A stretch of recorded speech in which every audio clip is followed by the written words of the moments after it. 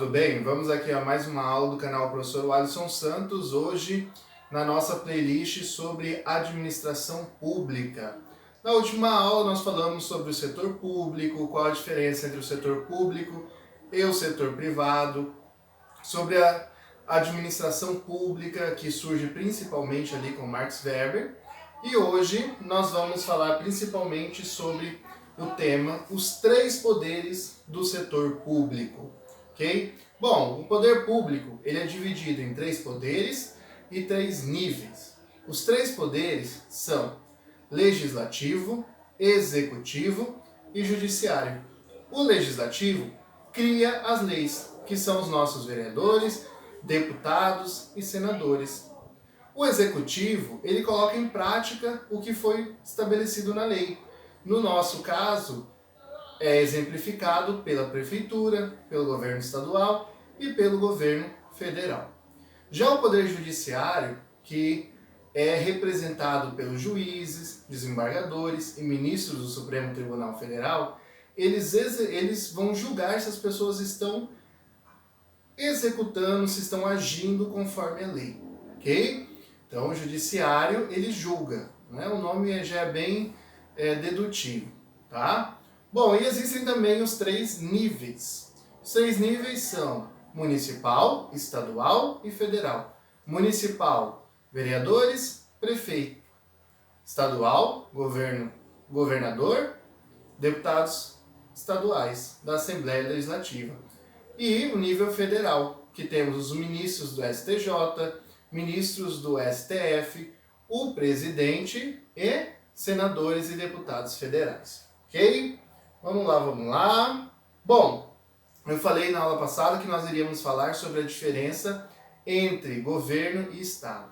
Governo é algo mais transitório, porque é representado pelas pessoas, servidores, comissionados, políticos, membros das Forças Armadas, enquanto o Estado é representado pelas normas.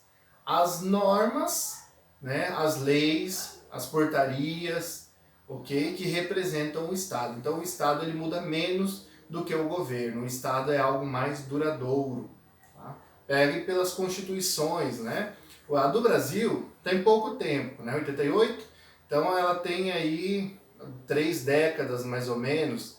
É pouco, correto? Tem agora a Constituição americana, por exemplo, tem, né, muitos anos.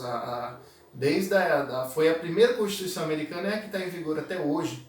Então, para você ver que o Estado ele é algo mais duradouro. Mas mesmo no caso do Brasil, uma Constituição ali que foi feita em 88, você tem um Estado que dura muito mais tempo do que os governos, que são de 4 em 4 anos, e mesmo dentro dos 4 anos sofre algumas mudanças, ok? Bom, governança e governabilidade. Governança está relacionada com a capacidade técnica do governo e financeira também de executar e cumprir aquilo que foi prometido em campanha. Então, governança é a capacidade técnica, enquanto governabilidade está relacionado com a legitimidade.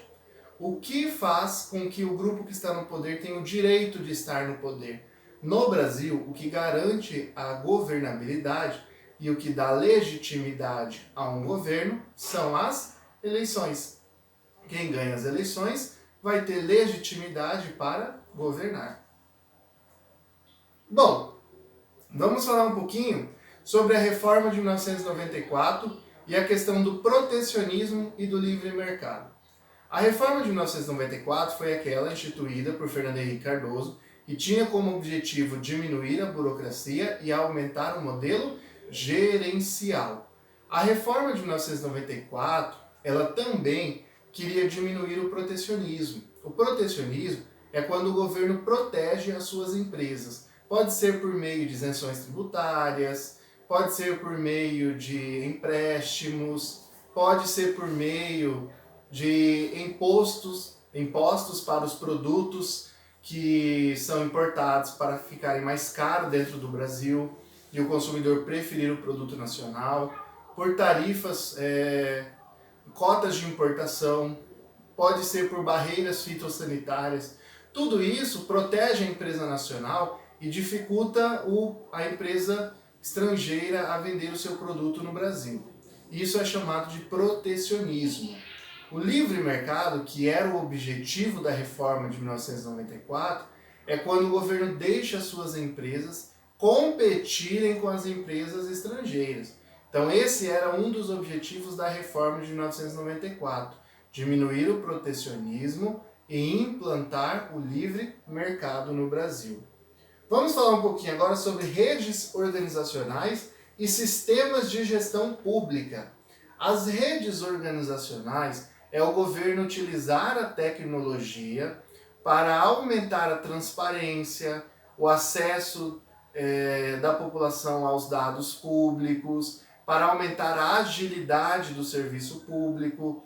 Redes organizacionais é usar a tecnologia na área da comunicação. Quando nós estamos falando especificamente de programas de computadores usados para os mesmos objetivos, nós estamos falando de sistemas de gestão pública, como o Gov, por exemplo. O portal Gov, ele é um portal que está unificando todos os serviços públicos relacionados à previdência, vacina, dados sobre a questão militar, né, de você ter feito o alistamento. Tudo isso está sendo unificado no portal Gov, que é um portal enorme, né, que tem uma utilidade muito grande. Então é um sistema de informação, é um sistema de gestão pública. Você está utilizando um programa de computador para facilitar o serviço público. Bom, vamos falar um pouquinho sobre o que é democracia e democracia plena. O governo, o Estado, o setor público, ele tem por objetivo fortalecer a democracia. E quando a democracia ela é sólida, ela é forte, nós dizemos que o país tem uma democracia plena. A democracia plena ela acontece quando se tem liberdade de expressão para a população, liberdade de trabalho para a imprensa e quando se tem eleições limpas e transparentes. Isso faz com que o país tenha, né, esse selo de democracia plena. Existe o ranking internacional da qualidade da democracia. Os primeiros países ali são França, Alemanha, Dinamarca, Noruega, Suíça, Estados Unidos, Canadá, Austrália, correto? Japão. O Brasil ocupa uma posição intermediária, nem está entre os melhores, mas também não está entre os piores. Então o Brasil é considerado uma democracia frágil. Até muito pela questão do tempo da democracia brasileira. O Brasil já viveu algumas ditaduras, correto? A República Brasileira é nova, e mesmo durante a República nós já tivemos dois períodos de ditadura, né? Uma ditadura civil com Getúlio Vargas e uma ditadura militar, ali em 1964 até 1985. Então o Brasil ele tem uma democracia que tem um bebê ainda, né? A democracia brasileira. Até por isso eu acredito que isso deva fazer com que o Brasil fique ali no ranking intermediário, porque não temos uma história sólida de democracia. Bom, vamos falar um pouquinho mais, que nós também falamos na aula passada, mas vamos aprofundar esse conteúdo sobre a evolução da administração pública no mundo. Tá? A primeira forma de organização pública que nós tivemos no mundo foi o modelo patrimonialista, que é caracterizado por uma concentração do poder na mão de poucas ou de uma pessoa. Essa pessoa que é o governante utiliza o poder para se beneficiar, corrupção, para beneficiar os seus amigos, clientelismo, e coloca os cargos públicos à disposição de quem são os seus aliados, que são o nepotismo. Então, o modelo patrimonialista ele foi utilizado até o começo do século XX, quando Max Weber criou o modelo burocrático, que visava, através de normas rígidas, ou seja, de uma regulamentação forte, através da profissionalização. Quem vai assumir os cargos públicos agora são pessoas formadas na área, com experiência na área, e através também da regulamentação, da profissionalização e da padronização. Então o serviço público tinha que ser executado da mesma forma por diferentes agentes públicos em diferentes locais do país. Ok? Bom, o modelo burocrático ele surge ali no começo do século XX, com Max Weber, mas ainda no século XX surgem críticas de que o Estado estava muito grande, muito lento, estava preocupado muito mais com as normas do que com o resultado. E o Chavenato vem falando no livro dele que aí surge um novo modelo que é o modelo gerencial. Agora a administração pública estava inspirada pelo setor privado, então o modelo gerencial ele é inspirado nas empresas e agora ele estava inspirado a ter um modelo que fosse mais ágil, mais rápido, focado na eficiência, efetividade e eficácia. Tá? Então esses eram os 3 norteadores agora da administração pública. Mas é importante que tenhamos em mente que mesmo que um governo implante completamente o modelo gerencial, que é algo que não aconteceu no Brasil, por exemplo, né, porque a partir do momento das eleições, por exemplo, do Lula, da Dilma, nós tivemos a volta do modelo do bem-estar social, do Estado grande, e isso caminha muito mais para o modelo burocrático, correto? Mas mesmo que nós tivéssemos implantado o modelo gerencial completamente, e nós podemos ter um estado de bem-estar social com modelo gerencial até certo ponto, chegam alguns pontos que eles se tornam ali conflitantes, mas dá para implantar algumas coisas do modelo gerencial mesmo no estado de bem-estar social. Depois nós vamos falar um pouquinho mais disso, tá? Quem tiver com dúvida aí sobre essa questão do estado de bem-estar social, estado mínimo, tem um vídeo no nosso canal falando exatamente só sobre isso, sobre o estado de bem-estar social e estado mínimo, correto? Mesmo que o setor público implante completamente o modelo gerencial, ainda existem diferenças entre o setor público e o setor privado. Quais diferenças são? Primeiro, o setor público visa aumentar o bem-estar de toda a sociedade. Já a empresa visa atender somente a satisfação do seu cliente. Quem controla uma empresa são seus proprietários ou acionistas.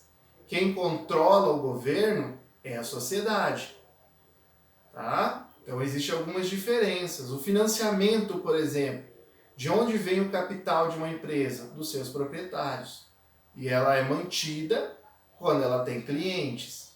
E o que mantém o setor público? Os impostos, correto? Taxas e contribuições. Ou seja, de certa forma, em geral, os tributos, principalmente os impostos. Tá? É o que mantém o poder público. Então, sempre vai existir uma diferença entre o setor público e o setor privado, mesmo quando a gente implanta, tá, o modelo gerencial no setor público. Ok? Bom, espero que vocês tenham gostado. Nós vamos continuar essa playlist, mais aulas sobre administração pública. Não se esqueçam de se inscrever no canal, tá? E curtir o vídeo. Isso ajuda muito a gente a manter o trabalho aqui. Se você tiver aquele colega que está estudando para concurso público, indica também, tá? Se você puder compartilhar esse vídeo nas suas redes sociais, isso também ajuda bastante, tá? E várias pessoas vão ter acesso aos vídeos também. Outros vídeos que nós temos no canal, dá uma olhadinha nos vídeos, se você gostar, curte o vídeo, manda para um colega seu assistir, coloca nas suas redes sociais, ajuda a gente aí, que isso ajuda bastante o nosso trabalho. Não se esqueça, curte o vídeo e se inscreva no canal, tá bom? Espero que vocês tenham gostado desse vídeo. Eu espero vocês até na nossa próxima aula, beleza? Tchau, tchau!